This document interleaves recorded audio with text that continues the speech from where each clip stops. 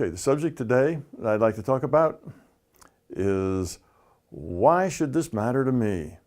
Okay, we've talked about virtual reality in the last video. So why is it important? It's like, what's it to the average guy in the street? We know that it is a way of modeling reality and that it's competing with a materialistic viewpoint, which is about space, time, energy, mass.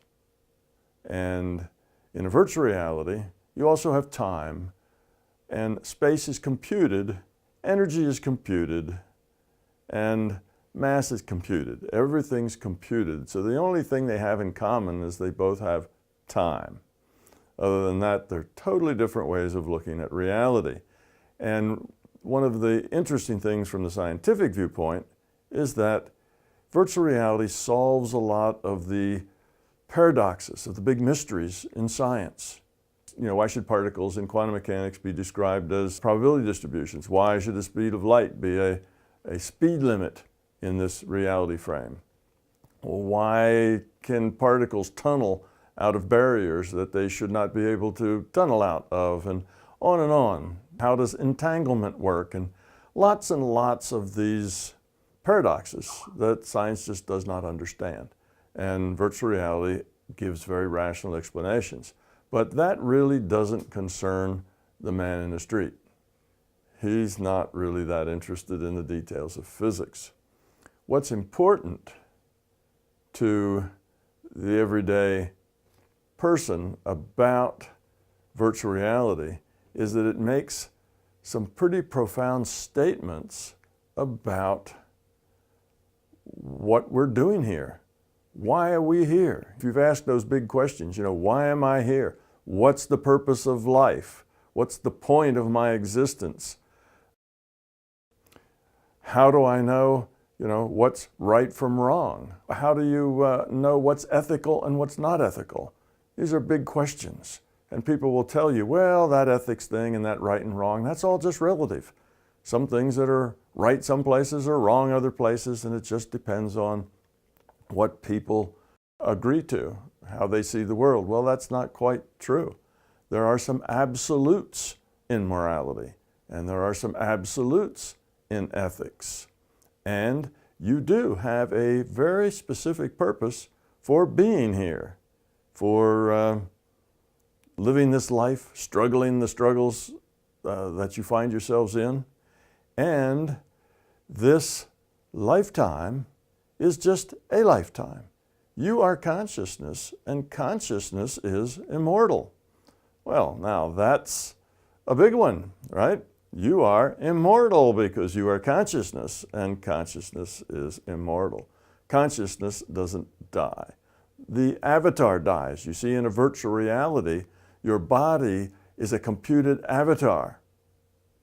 And that computation has to occur someplace else, or in someplace other than here, someplace not physical, because here is physical. We interpret the reality that we're in as physical, and the realities that we're not in as non-physical. So for instance, when we're in a dream, this reality we call physical, the physical universe, doesn't exist. It appears non-physical to us from the dream state. It just doesn't exist in our dream state. And when we're here, this reality seems physical, and our dream reality seems to be non-physical. So physical or non-physical is just a point of view of the observer. So if you are in this physical reality and your body, I should say, is just an avatar that's being computed, then that computer that's computing it and that consciousness that's playing that avatar both have to be non-physical. And they also have to be fundamental. You see, if this is a virtual reality, not only is the computer and your consciousness non-physical to you, which means this idea about your brain creates consciousness is wrong, which means you as a consciousness are immortal, but it also means that you have a purpose. You have a point. There's some reason for you being here. Virtual realities don't just exist for the fun of it. They don't create themselves with no purpose in mind. It's a rather large to-do to compute this physical universe, and it wouldn't be done, and the resources wouldn't be used if it weren't important. And what is your job here? What is it that brings you to this virtual reality as a consciousness to play this physical body that is your avatar? Well, you are supposed to grow up here. You are supposed to improve the quality of your consciousness. You are supposed to evolve your consciousness. You see, the computer and the player are both consciousness. Consciousness is an information system. Part of that information system serves as a computer. Part of that information system serves as your player. Your player is playing because he needs to have experience and make choices. And by the quality of those choices, he either evolves or de-evolves the quality of his consciousness. And because this is a hard thing to do, because it means that the conscious being, when it makes good choices and learns how to make better choices, it actually becomes a different being at that point. It changes itself, who it is, what it is. It's not a matter of acting. It's not that it needs to act better or act higher quality. It has to be better. And changes in being actually change the being. So you become somebody else. But it's a difficult thing to do, to change who you are. It's something that takes a lot of experience and a lot of choices. And we have to learn how to let go of our fear, how to let go of our beliefs, how to let go of our ego in order to grow up. Now, in science terms, I call this lowering entropy. Entropy is a measure of disorder. So the more disorder you have, then in your consciousness, the more disorder you have in your consciousness, then the higher the entropy in your consciousness or of your consciousness. Okay, the less disorder you have, which means the more information you have, then the lower the entropy is in your consciousness. And we can make a logical connection, which I really don't have time to do this, but maybe we'll do this on the next video. There is a logical connection between lowering the entropy of your consciousness and becoming love, caring about other, letting go of ego, not being self-centered, cooperative with other people, caring, compassion. All of these things are low entropy behaviors, low entropy ways of being. And that's what you're here for, to learn to become love. Not just act loving. Again, we're not talking about acting. We're talking about being. That's why you're here. You are immortal in the sense that when this avatar dies, it's the same as when your avatar in your video game dies. When your elf dies in World of Warcraft, what happens? Well, you either go get a new elf or you resurrect the old one and you get back in the game. And that's the way it's played in real life. When your avatar dies, you get a new one. You have to keep working. Well, why do we need this virtual reality to do that? Because this virtual reality gives us choice. There's moral choice. There's consequences here. Because of the way the rule set that defines this virtual reality works, we have lots of choices. It's very interactive. The choices we make affect other people. The choices other people make affect us. Constantly, you have new things to deal with. You have new crises. You have new challenges. You have new things to make choices about. And all of these choices will lead to your evolution or de-evolution, depending on whether you make them in a spirit of caring and giving and selflessness, or whether you make them in a spirit of, greed, self-centeredness, fear, no trust, that side. So that's why you're here. You have multiple opportunities. You are immortal. You have a job to do. You have a mission while you're here. And in performing that mission, instead of looking at life as how can I control the things in my life to make my life turn out to be the way I want it, so that my spouse is the way I want my spouse to be, so that my children grow up the way I want them to grow up, so that my boss, does the things for me that I want him to do for me. I want to manipulate everything. I want to control everything I can to make sure things happen the way I want. Well, that's a very dysfunctional way of looking at life, but that's what most of us do. Instead, what you should do is accept the things that come, mostly the things that you cannot control. Understand that most of your reality you cannot control. Accept that. Live with that uncertainty. And what's important isn't the outcome. What's important is how you deal with that thing that's happening to you. How do you deal with that challenge? How do you deal with that pain? How do you deal with that joy? How do you deal with the things that happen to you? Exactly what happens to you, yes, it's still important, but not nearly as important as how you deal with it. You see, that's where the learning comes from.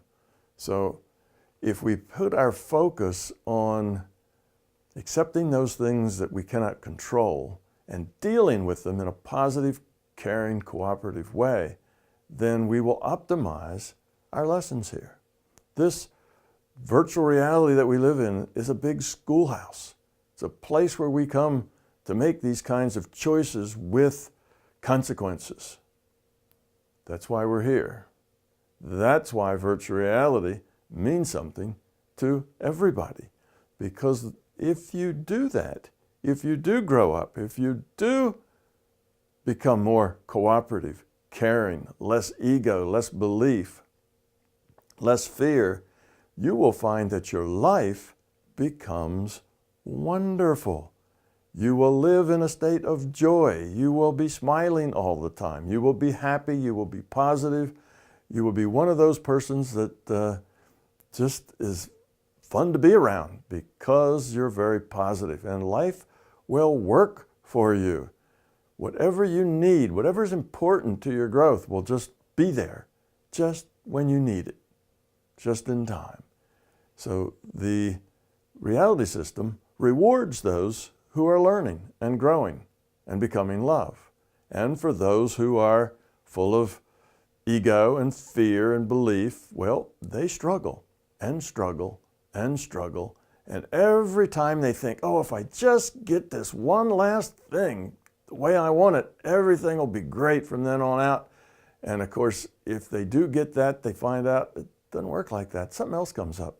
There's another challenge. There's another problem. There's always another challenge and another problem that is difficult and just frustrates you because it's just not the way it's supposed to be.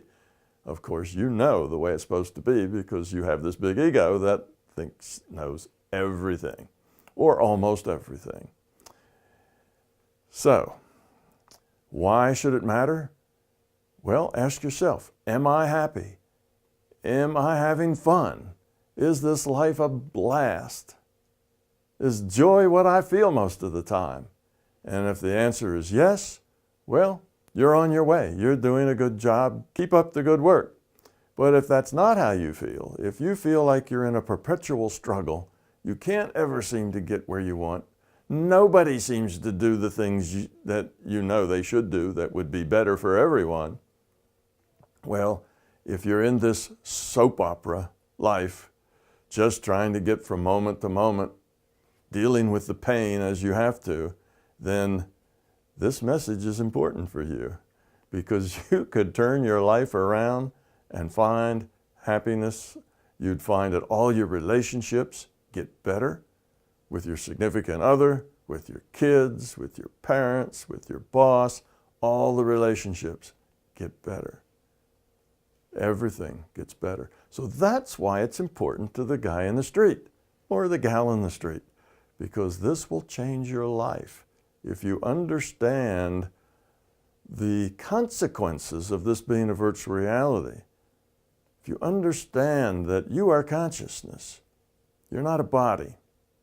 If you understand that this non-physical world where the computer and consciousness is the fundamental reality, and this computed reality is really a manufactured reality, then a lot of things follow as logical consequences to that.